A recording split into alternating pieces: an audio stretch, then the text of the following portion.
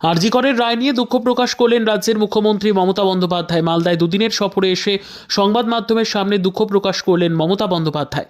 ফাঁসি হলে খুশি হতাম বলে জানালেন মুখ্যমন্ত্রী। কেন্দ্রীয় সংস্থা সিবিআই কি তদন্ত করেছে সেটা তাদের অভ্যন্তরীণ ব্যাপার। রাজ্য পুলিশ তদন্তে থাকলে আমরা ফাঁসির আপিল রাখতাম।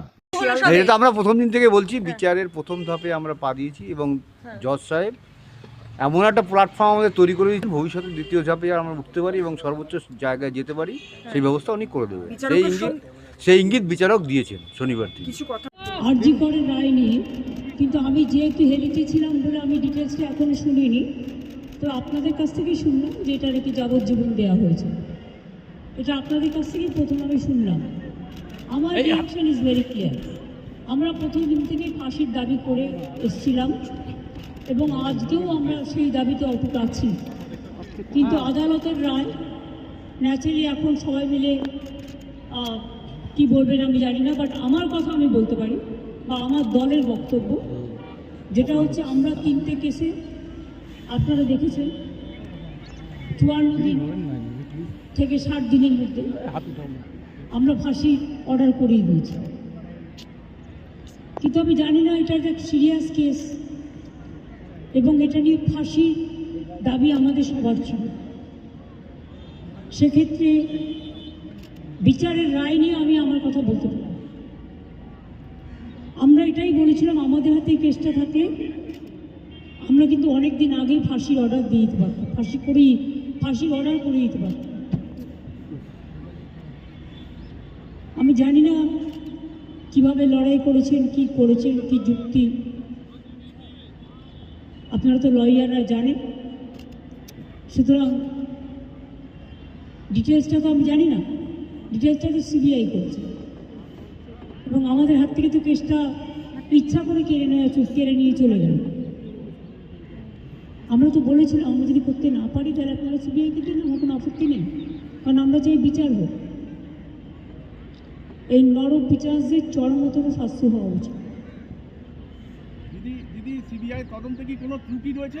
আমি এসব বলতে পারবো না, কিন্তু আমি এখনো আপনিও লয়ার, আমিও অ্যাজ এ লয়ার আমি এ কথা বলছি যে আমি তো ডিটেলস কাগজপত্র দেখিনি, but I am not satisfied. কারণ আমি ফাঁসি হলে অন্তত মনকে সান্ত্বনা দিতে পারতাম।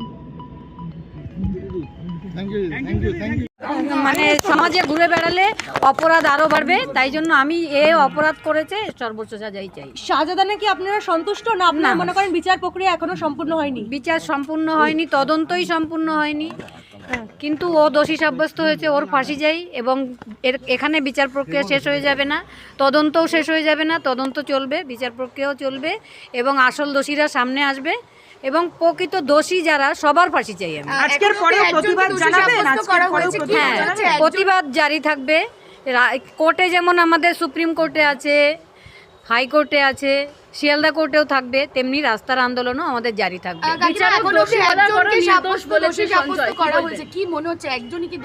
না, আমার প্রথম দিন থেকেই আমরা বলছি একজন দোষী নয়, হসপিটাল কর্তৃপক্ষ জড়িত এর মধ্যে। যে সন্দীপ ঘোষ পুরো জড়িত, ওর মদত ছাড়া কিছুই হয়নি। এখনো আসল অপরাধীরা আপনারা যারা মনে করছেন তাহলে সামনে আসছে না কেন?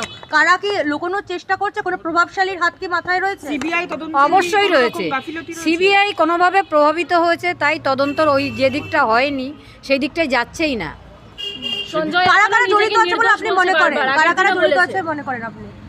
সঞ্জয় আগের দিনও বলেছে আমি নির্দোষ, আমার গলায় তুলসীর মালা রয়েছে, তুলসী না, রুদ্রাক্ষের মালা রয়েছে। এটা যে অপরাধ করে, যে খুন করে, সে তো কখনো স্বীকার করে না যে আমি খুন করেছি। তবে ও জানে কে ওকে পাঠিয়েছিল বা কে ওকে ডেকেছিল। কারণ আমার মেয়ে যেখানে ঘুমাচ্ছিল ভেতরে, হসপিটালের ভেতরে, সেখানে কেউ ইন্ধন দিয়ে ওকে না আনলে ও আসতে পারে না। মানে কিন্তু চক্রান্ত, কিন্তু ওকে যে কে এনেছে, কে ডেকেছে, শুধু এক বিনীত গোয়েল বা কোনো এক আইপিএস অফিসার এটাই বলছে, প্রকৃত সত্য কথা ও বলছে না। কে বলছে না?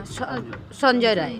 আর কারা কারা জড়িত বলে আপনারা মনে করছেন? আমি মনে হচ্ছে হসপিটালের অনেক লোক, অনেক পুলিশ, যেমন বিনীত গোয়েল, সিপি, এসিপি, সোপিয়া মল্লিক, যে হোমিসাইড শাখার, এবং যারা আমার মেয়েকে দ্রুত এনে দাহ করার ব্যবস্থা করে দিল, তারাও এর মধ্যে ইনভলভ। তাহলে কি মনে করছেন সঞ্জয়কে কি এখনো জেরা দরকার?